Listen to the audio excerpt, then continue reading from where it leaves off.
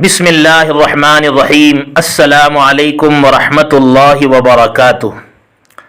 محترم دوستو بزرگو، ایک بہت ہی اہم مسئلے کی وضاحت کے لیے حاضری ہوئی ہے، اور وہ یہ ہے کہ ہمارے مسلمان بھائی جب کبھی ہمارے غیر مسلم بھائیوں سے ملاقات کریں،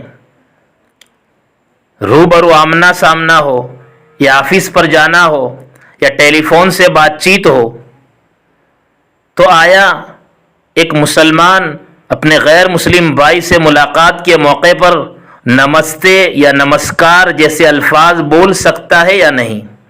اس کی اجازت ہے یا نہیں؟ وہ جائز ہے یا نہیں؟ تو اس کا جواب، جس کا تذکرہ کیا دارالعلوم دیوبند کے فتاویٰ میں، اس کا تذکرہ ہے فتاویٰ رحیمیہ میں اور دیگر فتاویٰ میں بھی، جس کا خلاصہ یہ ہے کہ ایک مسلمان ایسے الفاظ اور کلمات استعمال نہیں کر سکتا جن کے معنی اسلام کے عقیدہ توحید کے خلاف ہے۔ ان میں شرکیہ معنی پائے جاتے ہیں، عبادت اور بندگی کے معنی پائے جاتے ہیں۔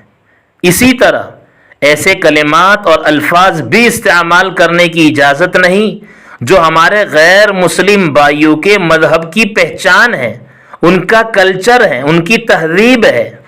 ایسے الفاظ استعمال کرنے کی بھی اجازت نہیں ہے۔ اب یہ نمستے اور نمسکار، ان دونوں کے اندر یہ دونوں باتیں پائی جاتی ہے۔ یہ سنسکرت زبان کا لفظ ہے، اس کے اندر عبادت اور بندگی کے معنی پائے جاتے ہیں، جو مذہب اسلام کی روح سے اس کی بالکل اجازت نہیں، کیونکہ مذہب اسلام میں عبادت اور بندگی اور پوجا پاٹ کے قابل صرف ایک ہی ذات ہے، اور وہ اللہ تبارک و تعالیٰ کی ہستی ہے۔ کسی انسان کو یہ لفظ زیب نہیں دیتا۔ اسی طرح یہ الفاظ وہ الفاظ ہیں جو ہمارے غیر مسلم بھائیوں کے یہاں ان کے مذہب کی پہچان ہے۔ وہ لوگ اس کو مذہب کے طور پر استعمال کرتے ہیں، وہ لوگ اپنی پہچان بنائے ہوئے ہیں ان الفاظ اور کلماتوں کو۔ لہذا ایک مسلمان کے لیے ان دو لفظوں کو استعمال کرنے کی بالکل اجازت نہیں۔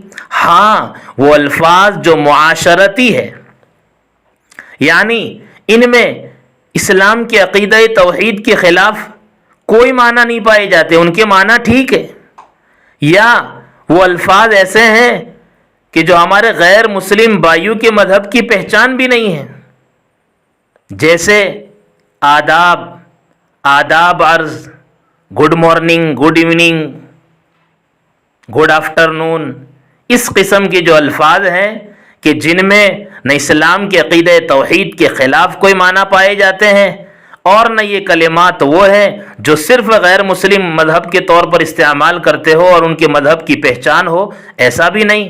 یہ الفاظ عام ہیں، ان کے معنی میں بھی کوئی خرابی نہیں، لہذا یہ الفاظ استعمال کرنے کی اجازت ہے۔ اس کے علاوہ وہ الفاظ استعمال کرنا جو مذہب اسلام کے عقیدہ توحید کے خلاف ہو، اس کی بالکل اجازت نہیں۔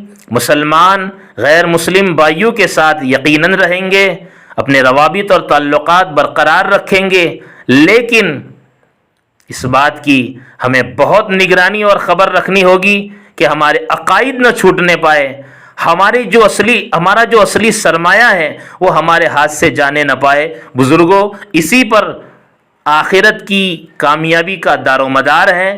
عبادات میں اور معاملات میں کمزوری قابل نظر ہے، یعنی اس سلسلے میں معافی ممکن ہے، لیکن عقیدے کے اعتبار سے اگر گڑبڑی ہے تو اس کی بالکل معافی نہیں ہے۔ اللہ پاک نے اس کا صاف اعلان فرما دیا ہے۔